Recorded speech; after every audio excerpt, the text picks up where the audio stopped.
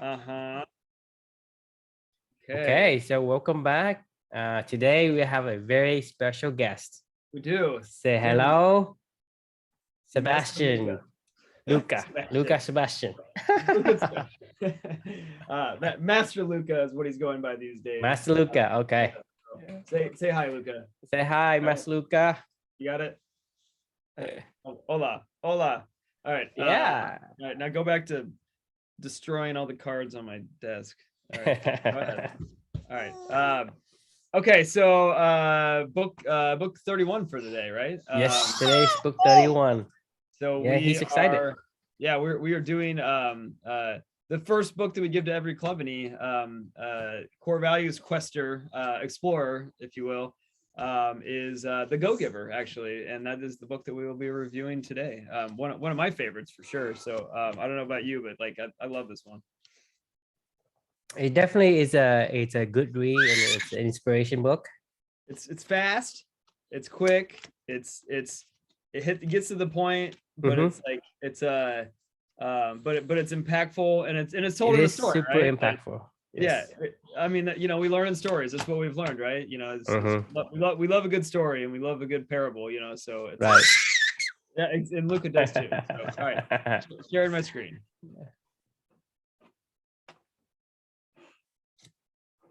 Man, he is just. I gave him a deck of dad jokes. These little cards. He's just throwing these. He wants to grab everything and throw everything. All right. So the reflection from today is to always remember to remain open, to receive. So this is The Go-Giver. It's a little story about a powerful business idea by Bob Burg and John David Mann. Humble brag. When I posted this one on Twitter, Bob Burg was a fan and copied in his co-author, John David Mann, and we've exchanged messages a few times over the past few months. He's a really good dude. So yeah, that's awesome. He is a giver. So, definitely does what he preach, which is very I guess admirable. 100%. So all right, here's more cards to throw. Here, all right, go ahead. All right. So today's story. So The Go-Giver is True. I'll let you give a synopsis of The Go-Giver. I'm gonna go on mute while I'll save my talking capacity for when I can.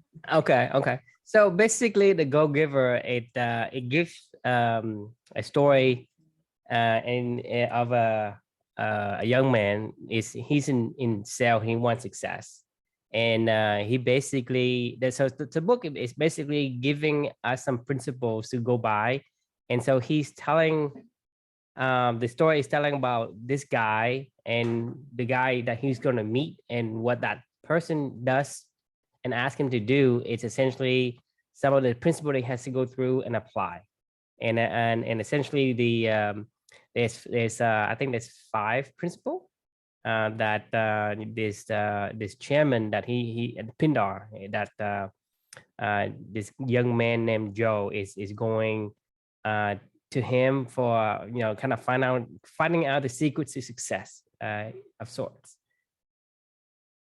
Couldn't have summarized it better myself.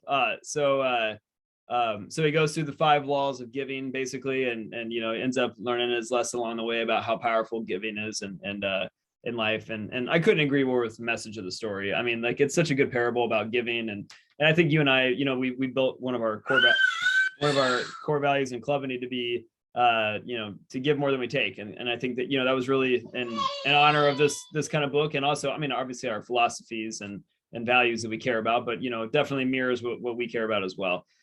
So on to the reflection. So it's for me, it was always to remember to remain open to receive. And this one's another sentimental story for myself. Giving is really powerful. It's something that I've always just kind of second nature done in my life. And I know you're the same way. As long as if it's in line with your values and you care and you're, I don't know. I always love to coach and to educate and to give and to help and to watch people grow and succeed. Like, that there's just something that just fuels yourself selfishly, but at the same time, altruism, is powerful, right? And I love it. Like I love just believing in other people and seeing them achieve great things, and having some role into that. It's important for me.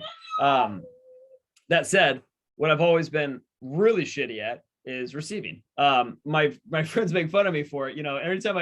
Anytime they try to give me a compliment, I'm always like, I interrupt them. I'm like, no, like don't do that. Or they try to like do something nice for me. I'm like, I don't need your help.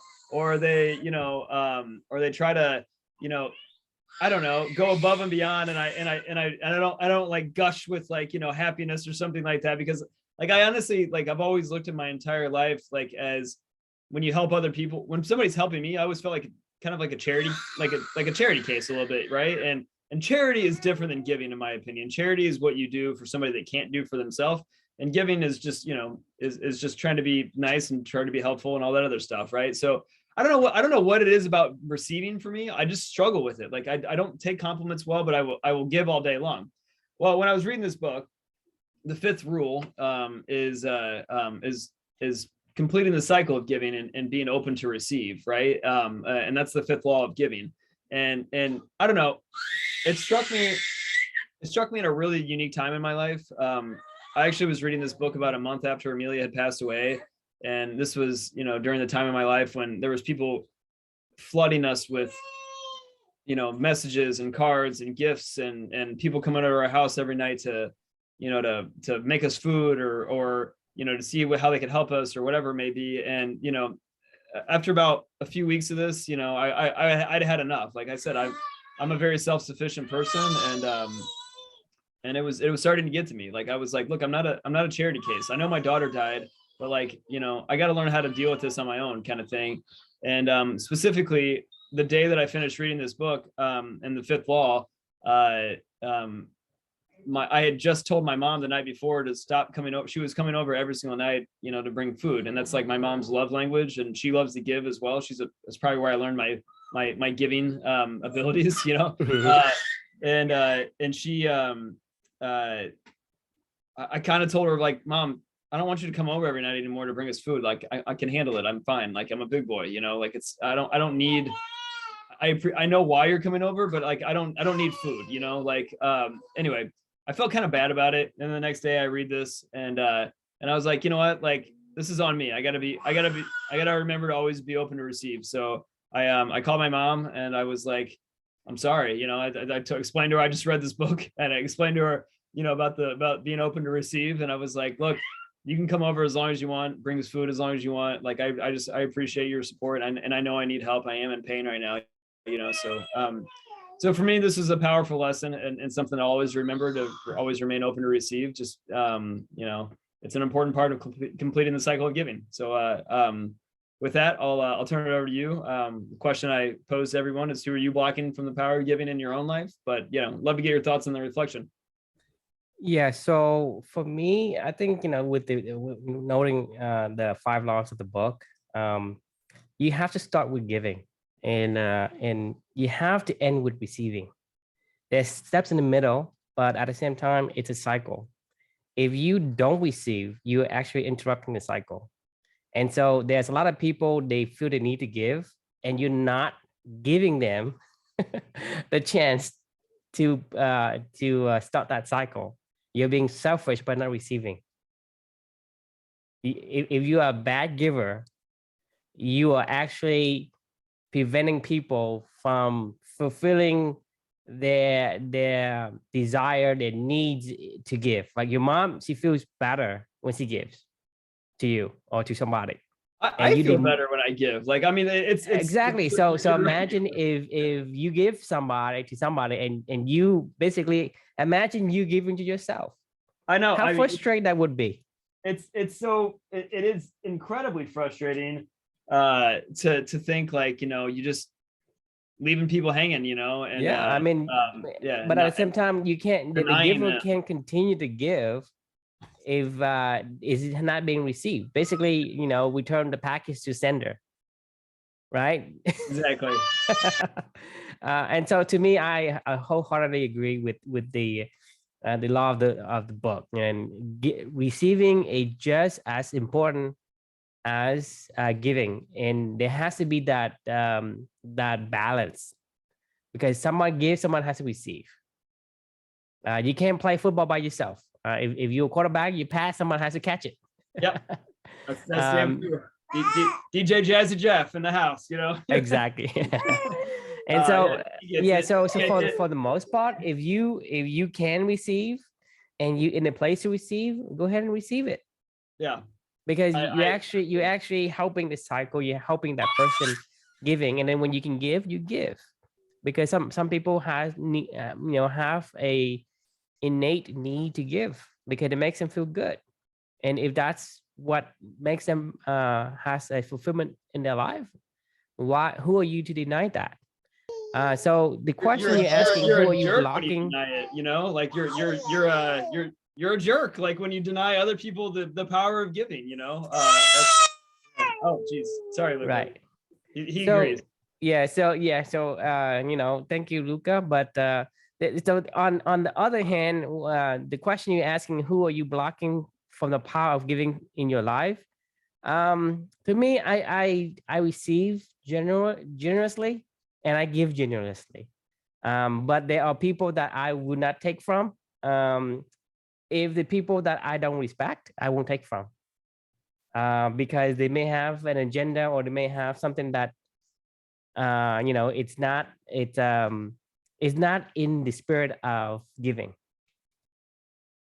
right? And to me, I would have blocked those people. In knowing now that what I know now, and after reading this book, I will receive any genuine giving. And to me, that makes life worth living, because we human are have a desire to socialize and to connect with one another, and giving and receiving fulfills that promise. I am being given an earful right now by this guy. Right? So just receive, just suck it up and receive, man. I am receiving all of this little maniac's, maniacness right now. Right. But yeah, no, I think you're. I mean, you're gonna miss it whenever he won't do it anymore. If there's anything that I've learned in my life, like this doesn't bother me at all, you know. This is a blessing to be able to receive his tomfoolery while we're trying. I mean, you think about it, So for they kind of sidestep a little bit, for my kids, when they are rowdy and they're breaking the house, destroying the house, I look at it, I say, well, this is great. My kids are healthy and strong. Agreed. I get worried when they don't do anything. They get sick, right? That's it's the most heartbroken moment, in raising a kid. You want your kids to be doing a lot of things, exploring and yelling and biting and fighting. I mean, they fight with their sisters all the time, but whenever they don't do that anymore, this is when you worry. Agreed. And so for me, right now he's giving, you receive, and you take that blessing. Agreed. Every ounce of it. So great lesson for the day. And all right, Luca, say goodbye. We'll see you on future calls in the future. Yes. Okay. All right. Well, have a great one, everyone, and keep in mind that question of who you're blocking from giving, the power of giving in your own life, and be open to receive. Yeah, and we'll see you next time. See you next time. Bye, Luca. Say bye.